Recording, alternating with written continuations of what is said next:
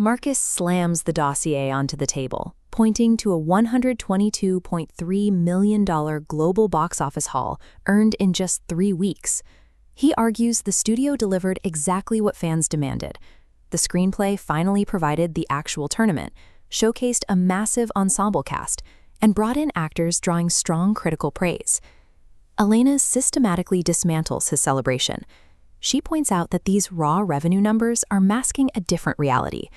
A franchise box office record is a hollow victory when the studio mathematics still end in red ink. This is a chart showing the $80 million production budget in relation to the $200 million theatrical break-even target. Adjusted for inflation, the 1995 original earned $266 million. That success sets a bar the sequel's current trajectory sits far below. The movie has already fallen out of the domestic top 5. It is actively losing screens to The Mandalorian and Grogu, with a wave of summer blockbusters about to arrive in theaters. Modern tentpole economics require sustained week-over-week momentum. Relying entirely on a front-loaded opening weekend while attendance drops off a cliff is a fatal business model. The audience drop-off tracks with a shift in the story itself. The writers built a movie about a brutal deathmatch, then systematically removed the weight of consequence. Emperor Shao Kahn binds himself to Shinnok's amulet, granting him absolute immortality. The primary antagonist physically cannot die. This makes the action choreography feel weightless. In the second round, Cole Young physically slits Shao Kahn's throat, but the wound instantly heals. The hero's struggle accomplishes zero lasting damage. Meanwhile, the cluttered script rushes necessary character arcs. Established fighters like Jax are quickly removed from the board, leaving the audience with hollow spectacle. Strip away the threat of death for a survival tournament, and the audience's emotional investment vanishes. Marcus desperately defends the film by highlighting what did work. Karl Urban carries the role of Johnny Cage with sharp comedic timing, and the R-rated brutality of his fight against Baraka actually honors the games. Elena looks past the film to the 1993 Mortal Kombat 2 arcade game, the release that defined the series' dark atmosphere and commercial height.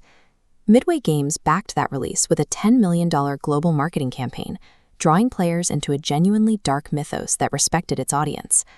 The arcade game cultivated an atmosphere of dread.